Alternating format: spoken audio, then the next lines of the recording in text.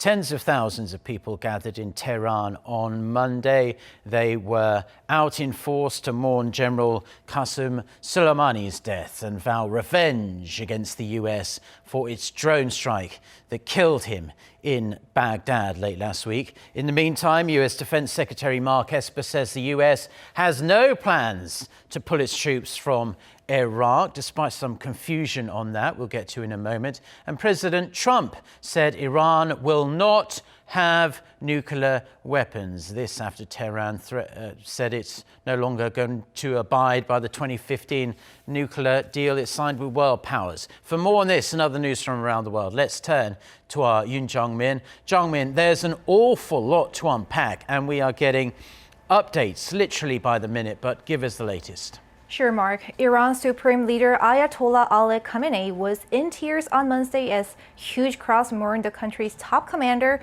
who was killed late last week in a targeted U.S. drone airstrike in Baghdad. Reports say the crowd cried out for revenge against the U.S. for the killing of Qasem Soleimani. Soleimani's daughter warned the U.S. that it faced a, quote, dark day, while Iran's Supreme Leader wept, which is unusual as he rarely shows emotion in public. Israeli media also reports the funeral was attended by the leader of the Hamas terror group. The Hamas leader reportedly called Soleimani the martyr of Jerusalem, and he expressed condolences to his family. Soleimani's daughter was seeking revenge at the funeral. Take a look. Crazy Trump, arrogant and a plaything of Zionism, don't think that everything is over with my father's martyrdom. My father had a father who stood by his side, and we too will stand by him. In the meantime, Pentagon Chief Mark Esper told reporters on Monday that there is no decision nor any plans for U.S. troops to leave Iraq. However, following the Iraqi parliament's vote to kick out U.S. troops, Reuters and other U.S. media reported about a U.S. military letter informing Iraqi officials that their troops plan to leave the country. Asked about the letter, Esper said he doesn't know what it is. On Monday, President Trump tweeted that Iran will never have a nuclear weapon. That comment came as Iran announced on Monday that it will have no longer abide by the 2015 nuclear deal. Trump did not elaborate on how he was going to stop that. White House advisor Kellyanne Conway said on the same day that the president could still renegotiate a much stricter nuclear deal with Tehran. She added President Trump is open for talks if Iran starts behaving like a, quote, normal country. That's all I have for now, but I'll have the rest of the world news later in the newscast. In the meantime, back to you, Mark. Okay, Jung-min, thank you very much. We're going to continue our coverage of the turmoil in the Middle East. So the US and Iran continue to exchange ultimatums as tensions appear to be on the brink of spilling over. Naturally, considering Tehran's pledge to respond militarily to that drone killing of its top general, attention is being drawn to whether Iran has any way to respond against the world's most powerful military by far. Not only that, but a US president in President Trump who is serious, at least it seems on the surface, about responding with overwhelming force if Iran tries anything that could harm Americans or American interests in the region. Kang Hyung-woo takes a closer look at Tehran's military capabilities. The United States has the strongest military in the world. But how does Iran stack up? According to an annual review by the military ranking website Global Firepower, Tehran sits at 14th place out of 137 countries. Iran has an estimated 523,000 active personnel in its Army, Navy, Air Force, and the Islamic Revolutionary Guard Corps. Its defense budget last year was about $6.3 billion, a pale shadow of America's $716 billion. Iran's land power includes some 8,500 tanks, rocket launchers, and artillery. Its naval power consists of almost 400 ships and submarines, and its air force a little over 500 planes and helicopters. According to the Center for Strategic and International Studies, Iran has the largest and most diverse arsenal of missiles in the Middle East. With thousands of short and medium-range ballistic and cruise missiles, the Islamic Republic is capable of striking targets as far away as Israel and southeastern Europe. A U.S. Defense Department report on Iran's military power says Tehran has been testing space technology to develop intercontinental missiles which can travel a minimum range of 5,500 kilometers. Released in November, the report pointed out that Iran's naval forces benefit from the state's geostrategic position in the region, which enables them to threaten navigation in the Persian Gulf and the Strait of Hormuz. The Pentagon's report added that Tehran has seen rapid progress in advancing its unmanned aerial vehicle capabilities. Kanyo, Arirang News. Now, South Korea's presidential office is reviewing ways to bring stability to the Middle East due to the sharp uptick in tensions between the US and Iran following the drone killing of Iran's top military commander. The South Korean government has been holding emergency meetings to assess the impact of the crisis that it's going to have on South Korea, as well as the option of possibly deploying South Korean troops to the Strait of Hormuz. Park Hee-jin reports. South Korea's National Security Council has reviewed various ways it can contribute to international efforts to stabilize the situation in the Middle East, as well as ways to help ensure the safety of South Korean citizens, firms, and vessels in the region. The Standing Committee held an emergency meeting on Monday following President Moon Jae-in's instructions to monitor the various angles of influence the Iran crisis could have on the nation. This comes after tensions escalated following a U.S. drone attack on a Baghdad airport that killed top Iranian commander Qasem Soleimani. Expressing concerns over the tense situation in the region, the committee said it hoped for prompt stability and regional security. Also attending the meeting was a non-NSC member, Industry Minister Song Yun-mo. The minister briefed the committee on the recent spike of oil and gas prices. Acknowledging South Korea's high dependence on crude oil supply from the Middle East, the committee agreed to work to minimize the impact the conflict can have on the domestic market. Mounting military tensions between the U.S. and Iran complicate the South Korean government's decision on whether to send troops to the Strait of Hormuz, which the Trump administration requested last year. The NSC reviewed the option in its meeting last month, but considering the fact that South Korea imports around 70% of its crude oil from Iran, the government may have to make a reassessment, as such deployment could put South Korean lives at risk. Seoul's defense ministry said earlier the same day that although various options are being reviewed to protect South Korean citizens and vessels in the strategic waters of the Strait of Hormuz, no decision has been made on the military coalition there. The situation in the Middle East has put all corners of the South Korean government on high alert. Finance Minister Hong Nam-gi convened a closed-door emergency meeting also on Monday with economy-related ministers to assess the effects of the crisis on the domestic market. While they assessed that the situation has limited influence on the South Korean economy, they agreed to continue to enforce step-by-step measures according to the government's contingency plans. They also plan to release 200 million barrels of oil reserves if necessary. Park Hee-jin, Arirang News. Now, some North Korea experts in South Korea believe Washington's targeted killing of Iran's top general will have a profound impact on the denuclearization stalemate between the US and North Korea. They think it may prompt the regime to break its moratorium on nuclear weapons development. Kim Jong spoke to some experts to see what they had to say, so let's check it out. A South Korean military source said on Monday that the incidents following the U.S. killing of Iran's top security and intelligence commander General Qasem Soleimani could push the North Korean denuclearization issue further down U.S. President Donald Trump's list of priorities amid the stalled denuclearization talks between Pyongyang and Washington. The North Korean regime, which has warned of major provocations if it doesn't get concessions from the U.S., could use the change of focus by Washington to speed up the development of its nuclear weapons program and nuclear delivery systems to use them as a bargaining chip in denuclearization talks. A local expert says the fact that Iran has broken off from commitments in the 2015 nuclear deal to observe limitations on its capacity for level of enrichment may prompt the North to also roll back from its own moratorium on nuclear weapons development. Iran and North Korea share the same definition on denuclearization, in that their version entails not developing additional nuclear weapons rather than dismantling what they've already developed. Local media outlets in South Korea say the targeted killing of Soleimani sends an implicit warning to North Korea that the utilization of drones could be more rampant in military operations by the U.S.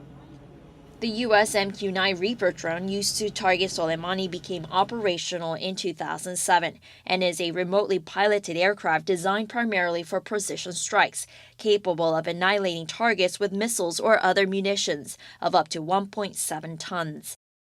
The U.S. Forces Korea is known to operate the MQ-1 Sea Gray Eagle drone, which can carry Hellfire missiles and other miniature precision-guided munitions. Kim Ji-yeon, Arirang News.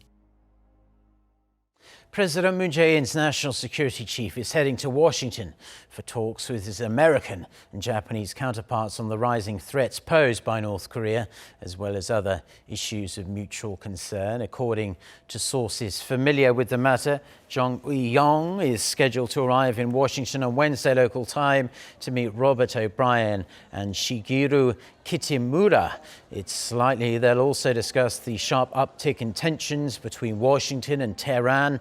The meeting also shows that three-way security cooperation is back on since Seoul decided to temporarily suspend its decision to withdraw from GSOMIA, its military intel sharing pact with Tokyo. Bong JoonHo's global Golden Globe winning film Parasite is really making waves in the US media after the dark comedy / thriller scooped the gong for Best Foreign Language Film on Sunday local time. The LA Times said the South Korean film's success is partly driven by the hashtag Bonghive, which refers to Bong's legion of online fans. The paper also refers to Bongdor, a phrase coined after Parasite made its world premiere at the Cannes Film Festival in May last year and walked away with the festival's top prize, the Palme d'Or. Another US media outlet, Deadline, called the movie's success a surprise but inevitable. Other critics also highly appraised Parasite, highlighting its box office success in the US despite being a foreign language film. Now, Brexit is finally fast approaching for the UK, with the government under Prime Minister Boris Johnson aiming to get the bill wrapped up by the end of this month. But what comes next? Our Kim Bok-young tells us about the potential pitfalls ahead as the UK and the EU build what will be their new relationship. On December 20th, the UK Parliament voted in favour of the Withdrawal Agreement Bill, and now Brexit seems just around the corner.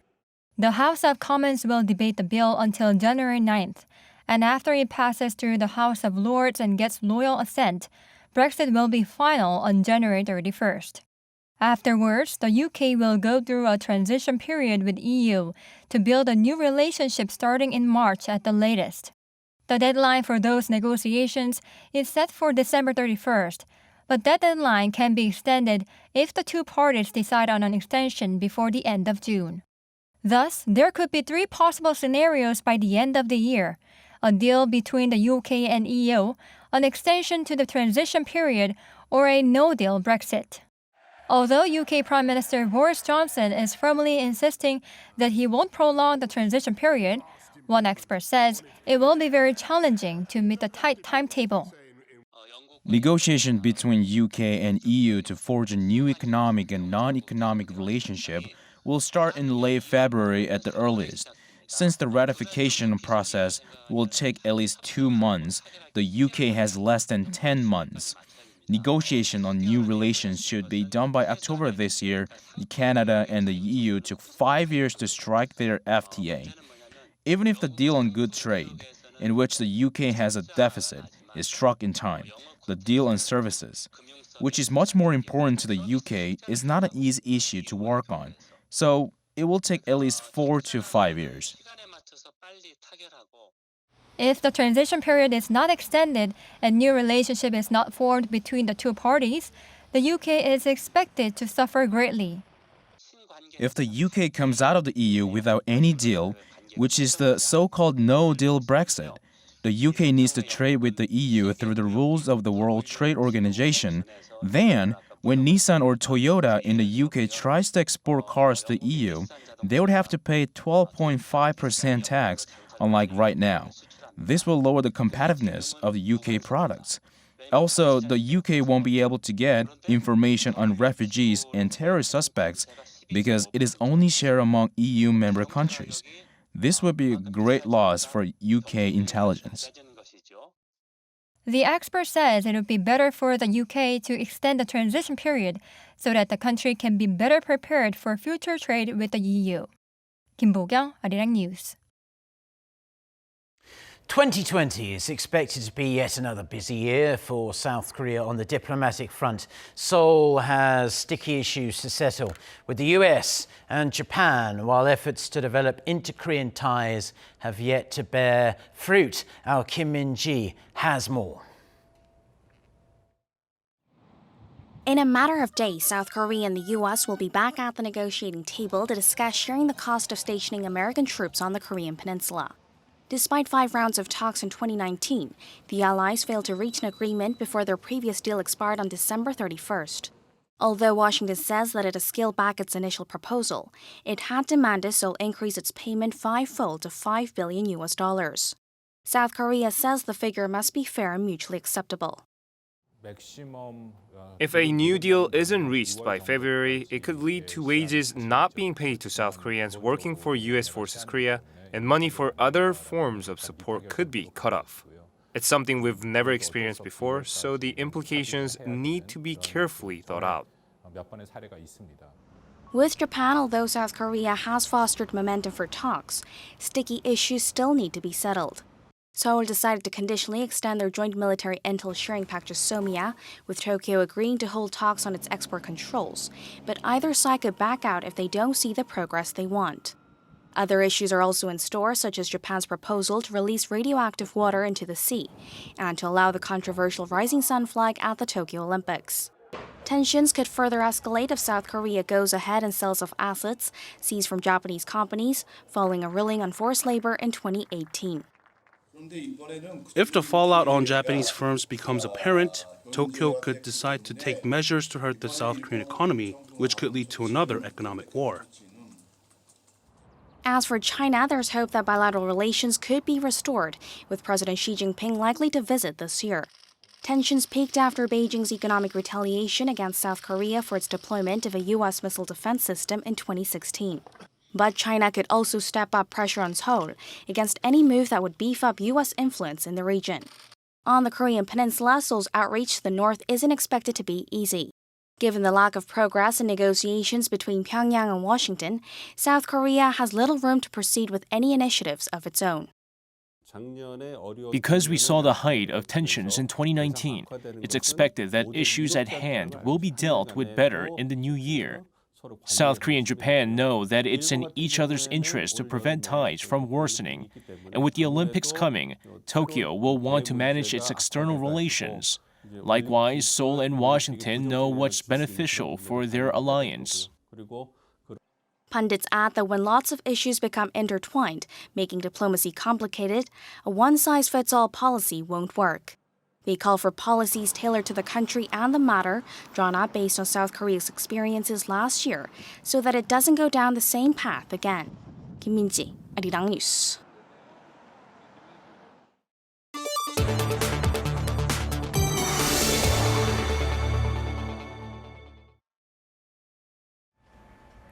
Japanese Prime Minister Shinzo Abe once again expressed his will to revise the country's pacifist constitution while mentioning tensions in the Middle East. At the first press conference of the year on Monday, Abe told reporters that he is determined to revise the constitution before his term ends in September next year. Abe aims to stipulate the role of its self-defense forces in the constitution.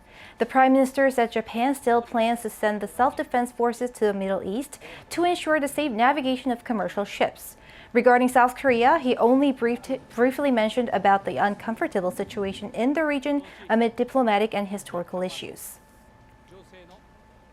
President Trump's former national security advisor says he's willing to testify in the Senate's impeachment trial of his ex-boss if subpoenaed. John Bolton is seen a potentially critical witness that could change the dynamic of the impeachment proceedings, as he has information that has not yet been made public about the events revolving around the Democrats' impeachment cases. Democrats previously sought his testimony in the House, but Bolton refused. Issuing a subpoena for Bolton to testify would require require 51 votes in the Senate, which means at least 4 Republicans would have to join 47 Democrats in voting for it. A mysterious pneumonia has gripped China, with scores hospitalized by the illness. In the central Chinese city of Wuhan, 59 people were reportedly hospitalized, with 7 people in a serious condition. The Wuhan Municipal Health Commission has ruled out SARS, or severe acute respiratory syndrome, as well as Middle East respiratory syndrome, influenza, bird flu, and adenovirus. Hong Kong's hospital authority says a total of 21 patients in Hong Kong are also being treated for similar symptoms after a recent visit to Wuhan. The World Health Organization says it's closely monitoring the situation and maintaining contact with Chinese authorities.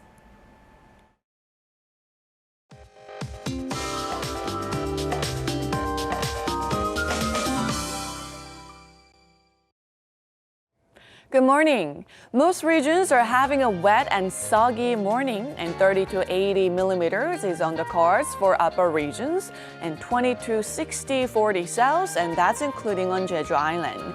Meanwhile, mountainous regions in Gangwon province could see up to 30 centimeters of heavy snowfall. But despite the rain, it's a very mild winter day. Readings will be hovering way above the seasonal averages. Morning lows in Seoul were nearly 11 degrees higher than what we would normally have around this time of year. Afternoons will be 2 to 12 degrees higher than yesterday. In fact, Jeju should get up to 21 degrees this afternoon. But do expect rain across much of the country. Then cold air will move in tomorrow night, making it feel more like winter. But there should not be an extreme cold snap for next 5 days or so. That's Korea for you, and here's the international weather for viewers around the world.